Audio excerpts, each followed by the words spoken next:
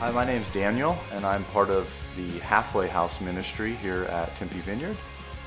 And a few weeks ago, Joshua Dodson and myself were at one of the halfway houses in Mesa, inviting guys to church.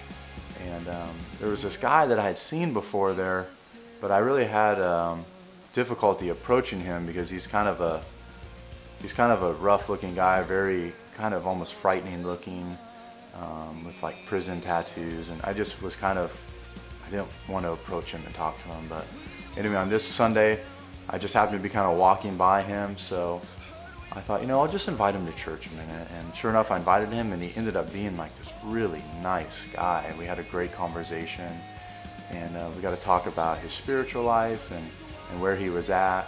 And he had told me before that he had prayed and asked Jesus to be his Lord and Savior at one point in his life while he was in prison. But because of some decisions that he's made since then, he felt like he was disqualified and that was taken away from him.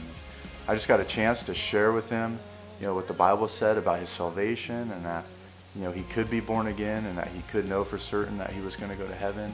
So I just said, hey Donald, why don't we just pray together again, and you could rededicate yourself to Christ right now, and let me just lead you in a prayer. So he was totally open to that, and he said yes, and he prayed again, and he said yes for Jesus. And really what it did for me is it just showed me that I can't be partial in terms of who I invite or let my fears get in the way. And I'm so thankful in that moment that my fear didn't conquer me.